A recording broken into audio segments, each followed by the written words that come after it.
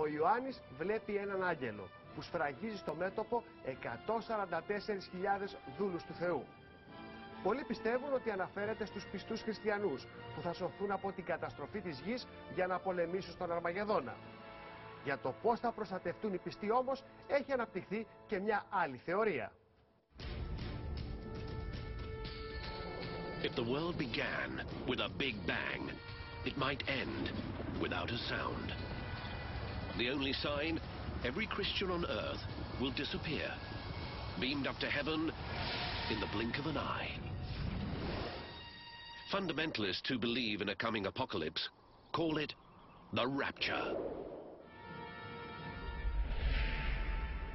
Η θεωρία της αρπαγής είναι πολύ δημοφιλής ανάμεσα σε διάφορα χριστιανικά δόγματα.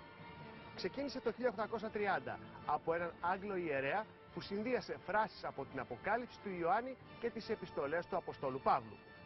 Σύμφωνα με αυτήν, οι πιστοί θα μεταφερθούν στον ουρανό, ενώ οι άπιστοι θα μείνουν στη γη.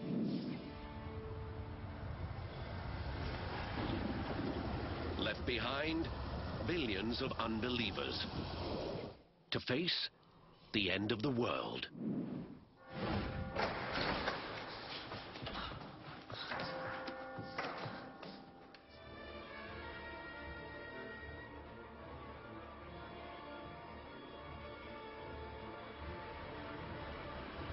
Με το άνοιγμα της 7ης και τελευταίας σφραγίδας αρχίζουν τα μεγάλα δεινά επάνω στη γη.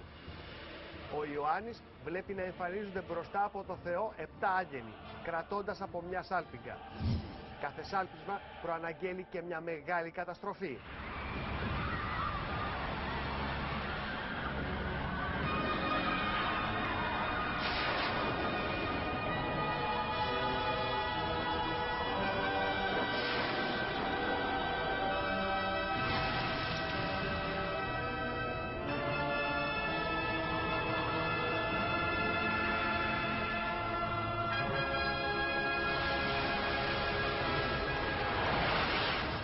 Βλέπω τόσο μεταφυσικά με πύρινες φλόγες και αγγέλους να κατεβαίνουν. Θα είχε και ενδιαφέρον. Αυτό είναι ένα υπερθέαμα που θα σου κρατούσε και την προσοχή. Το βλέπω σαν ένα στέγνομα σιγά σιγά και μια ερήμωση σιγά σιγά. Δηλαδή που οι φουκαριάριδες, οι άνθρωποι τότε θα το ζουνε στο πετσί τους επί πολύ. Δηλαδή θα είναι πόδινο, αργό και βασανιστικό.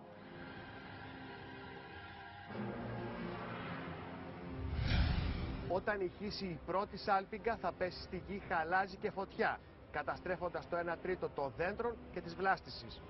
Πολλοί μελετητές συνδέουν αυτή την προφητεία με την οικολογική καταστροφή που συντελείται σήμερα στον πλανήτη μας και είναι μια από τις πολλές συνέπειες της υπερθέρμανσής του. Yes, it is a paradox, but global warming can trigger a cooling trend. Let me explain.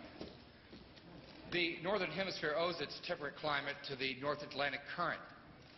Heat from the sun arrives at the equator and is carried north by the ocean. But global warming is melting the polar ice caps and disrupting this flow. Eventually it will shut down, and when that occurs, there goes our warm climate. Excuse me, when do you think this could happen, Professor? When?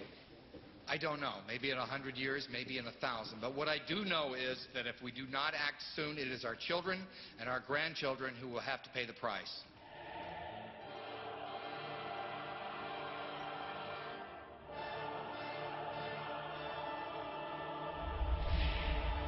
Με το δεύτερο σάλπισμα, ο Ιωάννης είδε ένα καιόμενο βουνό να πέφτει στη θάλασσα, προκαλώντας τεράστιες καταστροφές. Η πτώση μετεωρίτη αναφέρεται σε όλες σχεδόν τις εσχατολογικές προφητείες. Οι σύγχρονοι επιστήμονες μάλιστα φοβούνται ότι ένας αστεροειδής ονόματι Απόφης μπορεί να χτυπήσει τη γη το 2036.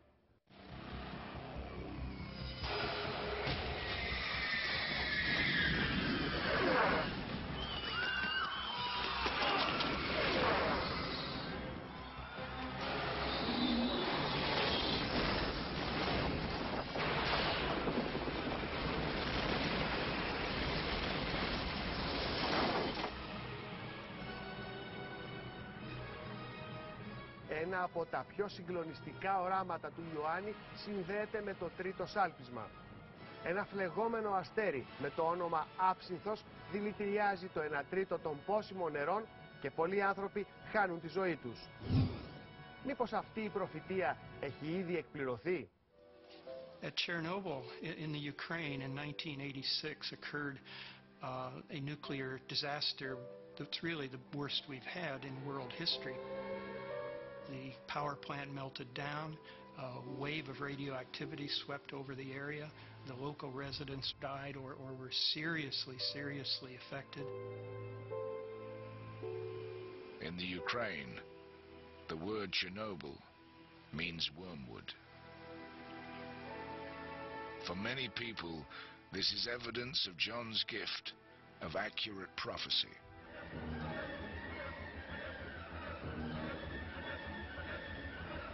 Με το τέταρτο σάλπισμα θα πληγεί το 1/3 του ηλιακού μας συστήματος και στο πέμπτο πύρινος καπνός σκοτεινιάζει τον ήλιο.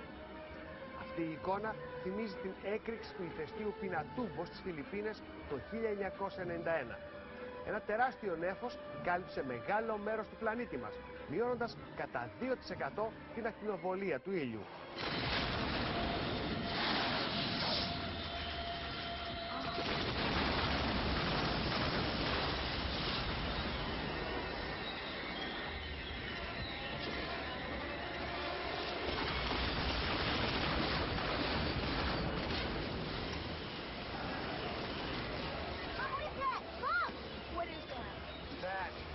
Plastic cloud.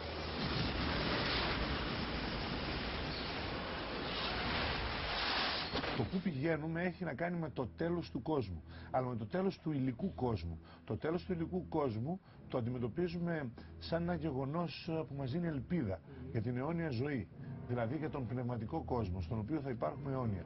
Οπότε, κυνηγώντας αυτή την ελπίδα, όλοι οι λαοί ήταν αυτονόητο να θέλουν να έχουν προφητείες για το πότε θα έρθει η μετάβαση στην διαφορετική ζωή.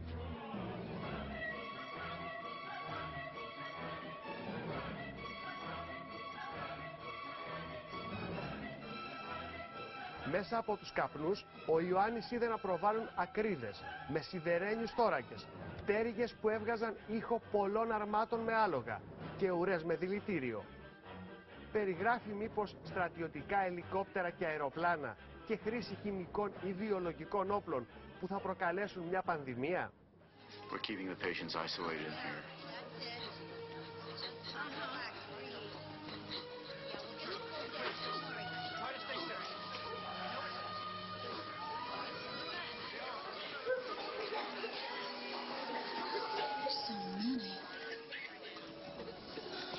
So many, so fast.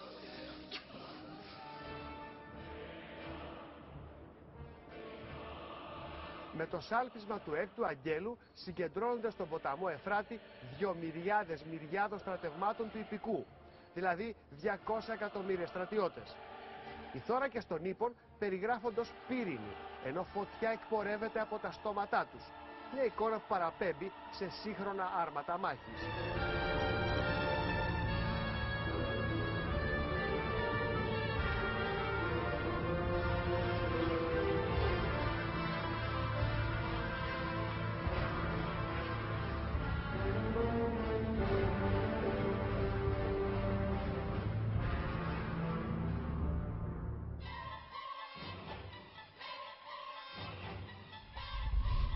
Ο Ιωάννης περιγράφει μια μεγάλη στρατιωτική εμπλοκή που θα ξεκινήσει από τη Μέση Ανατολή.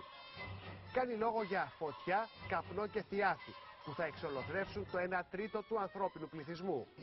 Άραγε αναφέρεται σε μια κορύφωση της σύγκρουσης με εκτεταμένη χρήση πυρηνικών όπλων.